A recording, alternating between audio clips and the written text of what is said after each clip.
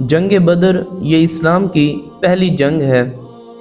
حضور علیہ الصلوۃ والسلام کی ناموس اور شریعت بیضا کی بقا کے لیے جو کفار مکہ اور مشرکین مکہ کے خلاف یہ پہلا معرکہ ہے جو پیش آیا۔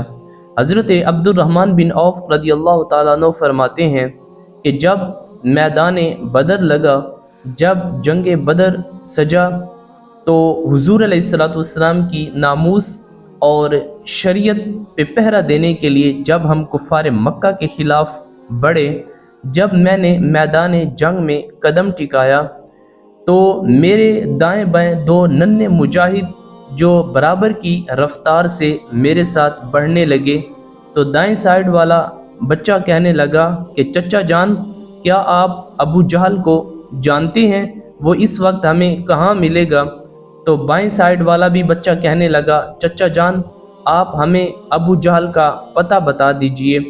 تو میں بڑا حیران ہوا، بڑا متعجب ہوا۔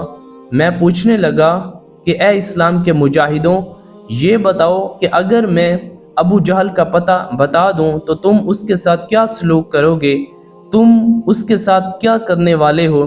تو وہ ننھے مجاہد کہنے لگے کہ چچا جان، سنا ہے کہ ابو جہل جو ہمارے آقا کے بارے میں گالیاں بکتا ہے، جو ہمارے آقا کی ناموس پہ ڈاکہ ڈالتا ہے، سنا ہے ابو جہل ہمارے آقا کے خلاف غلیظ الفاظ بکتا ہے، آج ہم اس کی گردن اس کے دھڑ سے جدا کر دیں گے، آپ ہمیں ابو جہل کا پتہ بتا دیجئے۔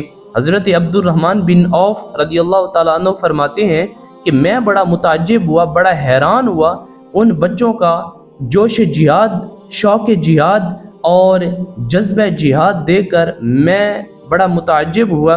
میں نے ان بچوں کو کہا کہ وہ فلاں مشرکین مکہ اور کفار مکہ کی بھیڑ میں آپ دیکھ رہے ہیں فلاں حلیے کا اور فلاں شکل و صورت کا شخص ابو جہل ہے۔ حضرت عبد الرحمن بن عوف فرماتے ہیں کہ ابھی تک میرے یہ لفظ ادا نہیں ہوئے تھے، ابھی میں بتا ہی رہا تھا کہ دو ننھے مجاہد انہوں نے دوڑ لگا دی، اور جو انہوں نے اپنے ہاتھوں میں خنجر لیا ہوا تھا، اس طرح ہوا میں لہراتے ہوئے ابو جہل کی طرف بڑھے۔ جب ابو جہل کے پاس گئے تو تلوار وہ خنجر سونت کر کھڑے ہو گئے۔ وہ کہنے لگے ابو جہل، تو ہے جو ہمارے آقا کے بارے میں بھونکتا ہے، تو ہے جو ہمارے آقا کی ناموس پہ ڈاکہ ڈالتا ہے، ابو جہل تو وہی ہے ابو جہل جو ہمارے آقا کے خلاف غلیظ الفاظ بولتا ہے۔ بس انہی لفظوں کے ساتھ ہی ان دو بچوں نے خنجر ابو جہل کے پیٹ میں بھونک دیے اور ابو جہل دھڑم کر کے زمین پہ گرا۔ میں بڑا پریشان ہوا کہ دو ننھے مجاہد جو ہمارے جو ہے نا جوانان اسلام، جو ہمارے مردان عرب جنہوں نے یہ کام سر انجام نہ دیا، وہ دو ننھے مجاہدوں نے یہ کام سر انجام دے دیا۔ حضرت ابن مسعود رضی اللہ تعالیٰ عنہ فرماتے ہیں کہ میں یہ منظر دیکھ رہا تھا، جب ابو جہل زمین پہ گرا تو میں فی الفور دوڑا اور ابو جہل کے سینے پہ پاؤں رکھا اور کہا کہ ابو جہل، اب بتا، اب ہماری تلوار سے تمہیں کون بچائے گا؟ تو ہمارے آقا کے بارے میں پوری زندگی جو ہے نا زہر اگلتا رہا، پوری زندگی جو ہے نا اپنے غلیظ لفظ دیتا رہا، آج تیرا جو عبرت ناک انجام ہونے والا ہے۔ تاریخ اس چیز کی گواہی دے گی کہ جو حضور علیہ الصلوۃ والسلام کی ناموس پہ ڈاکہ ڈالتا ہے اس کا یہی انجام ہوتا ہے۔ بس انہی لفظوں کے ساتھ ہی ہم نے ابو جہل کی گردن اس کے دھڑ سے جدا کر دی۔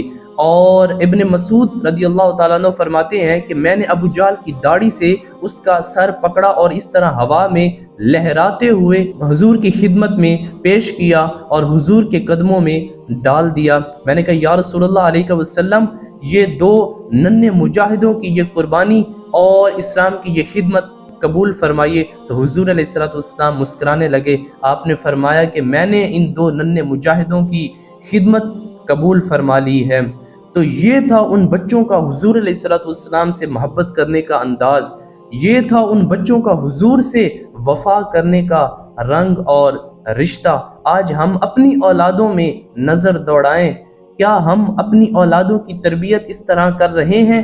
آج ہماری اولادیں جو بلی کے سائے سے ڈر جاتی ہیں، اس کی کمی یہی ہے کہ ہم نے اپنی اولادوں کی گھٹی میں حضور کا عشق نہیں دیا، ہم نے اپنی اولادوں کی تربیت میں حضور علیہ الصلوۃ والسلام سے وفا کا درس نہیں دیا۔ اگر ہم یہ کام کرتے تو ہماری اولادوں کے ہاتھ میں آج فیڈر نہ ہوتے، بلکہ ان کے ہاتھ میں تلوار اور ان کے دلوں میں جذبہ جہاد اور شوق جہاد ہوتا۔ وہی میدان بدر جس میں حضرت ابوبکر صدیق بھی ہیں اور ان کے بیٹے عبد الرحمن بھی ہیں۔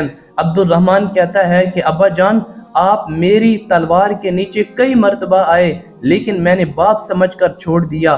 باپ کی تعظیم، باپ کی توقیر اور باپ کی تقدس جو ہے نا میرے معنی تھی، اسی وجہ سے میں نے آپ کو چھوڑ دیا۔